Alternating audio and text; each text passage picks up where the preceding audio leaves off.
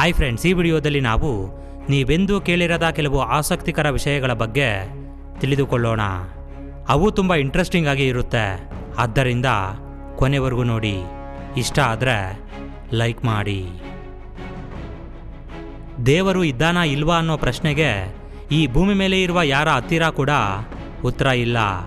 ಆದರೆ ದೇವರನ್ನು ನಂಬೋರು ಇದ್ದಾರೆ, ನಂಬದೇ ಇರುವವರು ಇದ್ದಾರೆ. ಇದರಲ್ಲಿ ನಾನು ದೇವರನ್ನು ನಂಬ್ತೀನಿ. ಆದರೆ ಸೈನ್ಸನ್ನು ನಂಬುವವರು ದೇವರನ್ನು ಮ್ಯಾಕ್ಸಿಮಮ್ ನಂಬೋದಿಲ್ಲ.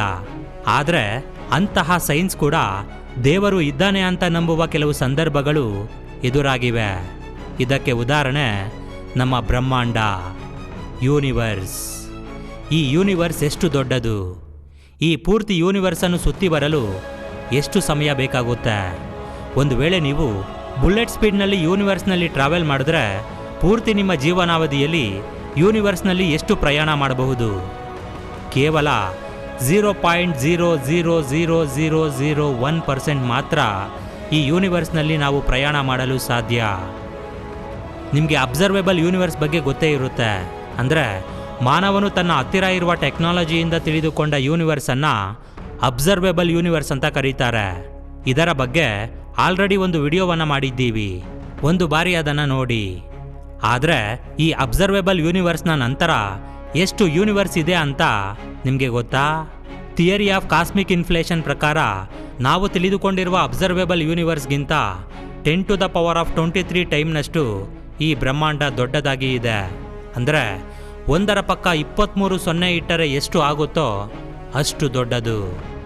ಆದರೆ ಇದು ಎಷ್ಟು ದೊಡ್ಡದಾಗಿದೆ ಇದ್ರೆ ಅದರ ಕೊನೆ ಎಲ್ಲಿರುತ್ತೆ, ಅದು ಹೇಗಿರುತ್ತೆ ಅಂತ ಹೇಳುವ ವಿಷಯದಲ್ಲಿ ಸೈನ್ಸ್ ಪೂರ್ತಿಯಾಗಿ ಫೇಲ್ ಆಗಿದೆ.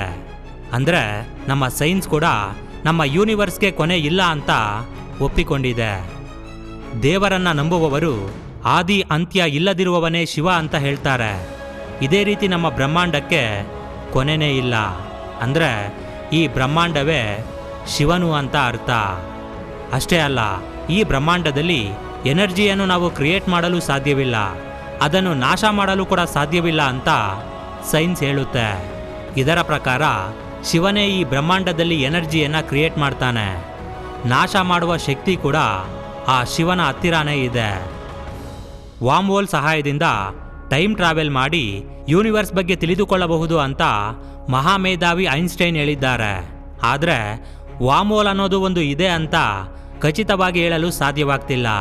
ಈ ರೀತಿ ಸೈನ್ಸ್ನಲ್ಲಿ ಇರುವ ಮ್ಯಾಕ್ಸಿಮಮ್ ವಿಷಯಗಳು ಥಿಯರಿಗಳೇ ಆಗಿವೆ. ಅಂದರೆ ಚಿಕ್ಕ ವಯಸ್ಸಿನಲ್ಲಿ ನಮ್ಮ ಅಜ್ಜಿ ನಮಗೆ ಕತೆ ಹೇಳ್ತಿದ್ರಲ್ವಾ, ಅಂತಹ ಕತೆಗಳೇ ಇವು. ಈ ವಿಷಯ ತಿಳಿದುಕೊಂಡ ನಂತರ ದೇವರ ಬಗ್ಗೆ ನಿಮ್ಮ ಅಭಿಪ್ರಾಯವೇನು ಅಂತ ಖಂಡಿತ ಕಾಮೆಂಟ್ ಮಾಡಿ. ನಮ್ಮ ಹಿಂದೂ ಧರ್ಮದಲ್ಲಿ ನಾವು ಕೋಟ್ಯಾನುಕೋಟಿ ದೇವತೆಗಳಿಗೆ ಪೂಜೆ ಮಾಡ್ತೀವಿ. ಕೋಟ್ಯಾನುಕೋಟಿ ದೇವರ ಹೆಸರುಗಳು ಇವೆ. ಇನ್ನು ಮುಸಲ್ಮಾನರು ಅಲ್ಲಾಹ್ವನ್ನ ನಂಬ್ತಾರೆ, ಕ್ರಿಶ್ಚಿಯನ್ನರು ಯೇಸುವನ್ನ ನಂಬ್ತಾರೆ, ಬೌದ್ಧ ಧರ್ಮದವರು ಬುದ್ಧನನ್ನು ನಂಬ್ತಾರೆ. ಈ ರೀತಿ ಒಂದೊಂದು ಧರ್ಮ ಒಂದೊಂದು ದೇವರನ್ನು ಪೂಜೆ ಮಾಡುತ್ತೆ. ಈ ರೀತಿ ಪ್ರಪಂಚದಲ್ಲಿರುವ ಎಲ್ಲರೂ ಕೂಡ ಬೇರೆ ಬೇರೆ ಹೆಸರುಗಳಲ್ಲಿ ದೇವರನ್ನು ಪೂಜೆ ಮಾಡ್ತಾರೆ. ಆದರೆ ಯಾರು ಯಾವ ಹೆಸರಿನಿಂದ ಪೂಜೆ ಮಾಡಿದ್ರೂ ಸರಿ, ಆ ಪರಮಾತ್ಮನ ಉದ್ದೇಶ ಮಾತ್ರ ಒಂದೇ. ಉದಾಹರಣೆಗೆ ನೀರು. ಈ ನೀರನ್ನು ಪ್ರಪಂಚದಲ್ಲಿರುವ ಎಲ್ಲ ಭಾಷೆಗಳಲ್ಲಿ ಒಂದೊಂದು ರೀತಿಯಾಗಿ ಕರೀತಾರೆ. ನಾವು ನೀರು ಅಂತೀವಿ, ಇನ್ನು ಕೆಲವರು ವಾಟರ್ ಅಂತಾರೆ, ಪಾನಿ ಅಂತಾರೆ. ಈ ರೀತಿ ಪ್ರಪಂಚದಲ್ಲಿರುವ 7100 ಭಾಷೆಗಳಲ್ಲಿ ಈ ನೀರಿಗೆ ಇರುವ ಹೆಸರು ಬೇರೆ ಬೇರೆಯಾಗಿರುತ್ತೆ. ಆದರೆ ಆ ನೀರಿನ ಮೂಲ ಉದ್ದೇಶ ಮಾತ್ರ ಒಂದೇ. ಈ ರೀತಿ ನಮ್ಮ ಪ್ರಪಂಚದಲ್ಲಿರುವ ಎಲ್ಲರೂ ದೇವರನ್ನು ಬೇರೆ ಬೇರೆ ಹೆಸರಿನಿಂದ ಕರೆದರೂ ಆ ದೇವರ ಮೂಲ ಉದ್ದೇಶ ಒಂದೇ. ಅವನು ಎಲ್ಲರಿಗೂ ಒಂದೇ. ಸೂರ್ಯನಿಂದ ಬರುವ ಬಿಸಿಯನ್ನು ಭೂಮಿಯಿಂದಲೇ ಸಹಿಸಿಕೊಳ್ಳಲು ಸಾಧ್ಯವಾಗ್ತಿಲ್ಲ. ಅಂಥದ್ರಲ್ಲಿ ಸೂರ್ಯನ ಹತ್ತಿರ ಹೋಗಿ ನಾವು ನಮ್ಮ ಕೈಯಿಂದ ಸೂರ್ಯನನ್ನು ಟಚ್ ಮಾಡಲು ಸಾಧ್ಯನಾ? ಖಂಡಿತ ಸಾಧ್ಯವಿಲ್ಲ. ಸೂರ್ಯನು ಮಾತ್ರವಲ್ಲ, ಸೂರ್ಯನ ರೀತಿ ಇರುವ ಯಾವ ನಕ್ಷತ್ರವನ್ನು ಕೂಡ ನಾವು ಟಚ್ ಮಾಡಲು ಸಾಧ್ಯವಿಲ್ಲ.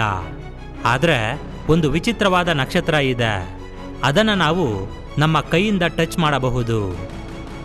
ನಮ್ಮ ಭೂಮಿಯಿಂದ 75 ಲೈಟ್ ಇಯರ್ಸ್ ದೂರದಲ್ಲಿ ಒಂದು ಬೈನರಿ ಸಿಸ್ಟಮ್ ಇದೆ.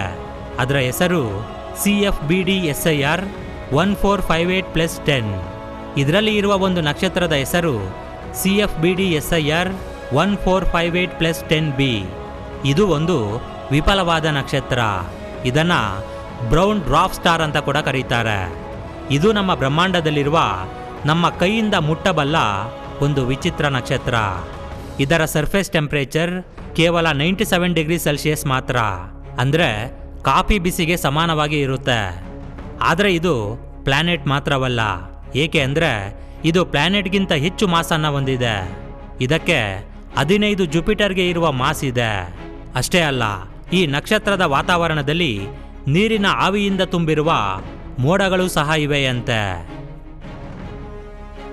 ನಮ್ಮ ಭೂಮಿ ಪ್ರತಿ ವರ್ಷ 95,000 ಟನ್ಸ್ನಷ್ಟು ಹೈಡ್ರೋಜನ್ ಗ್ಯಾಸನ್ನು ಕಳೆದುಕೊಳ್ಳುತ್ತಿದೆ.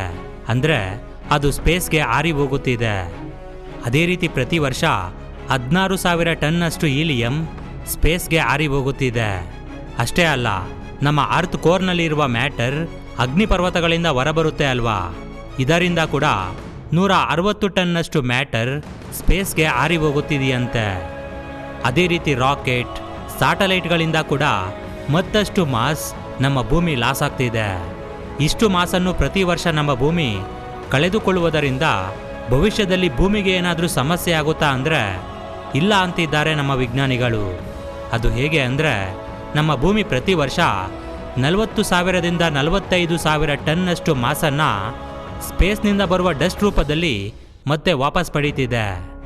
ಆದರೂ ಇನ್ನೂ 50,000 ಟನ್ನಷ್ಟು ಮಾಸ್ ಲಾಸ್ ಆಗ್ತಿದೆ. ನಮ್ಮ ಭೂಮಿಯ total mass 5.97 billion trillion tons. ಇದೆಲ್ಲ ಸ್ಪೇಸ್ಗೆ ಹೋಗಬೇಕು ಅಂದರೆ 1,20,000 ಟ್ರಿಲಿಯನ್ ವರ್ಷಗಳ ಸಮಯ ಹಿಡಿಸುತ್ತೆ. ಇದು ನಮ್ಮ ಯೂನಿವರ್ಸ್ ಏಜ್ಗಿಂತ ತುಂಬ ಜಾಸ್ತಿ. ಇನ್ನು ಹೈಡ್ರೋಜನ್ ವಿಷಯಕ್ಕೆ ಬಂದರೆ ಇದು ನಮ್ಮ ಸಮುದ್ರಗಳಲ್ಲಿ ಜಾಸ್ತಿನೇ ಇದೆ. ಈ ಇಮೇಜನ್ನು ಒಂದು ಬಾರಿ ನೋಡಿ. ಇದು ನೋಡೋದಕ್ಕೆ ಒಂದು ಫ್ಲವರ್ ರೀತಿ ಇದೆ ಅಲ್ವಾ? ಈ ಇಮೇಜನ್ನು ಕ್ಯೂರಿಯಾಸಿಟಿ ರೋವರ್ ಮಾರ್ಸ್ ಮೇಲೆ ಇರೋ ಮೌಂಟ್ ಶಾರ್ಪ್ಗೆ ಹತ್ತಿರದಲ್ಲಿ ಫೆಬ್ರವರಿ 2020ರಲ್ಲಿ ಸೆರೆ ಹಿಡಿಯುತ್ತೆ.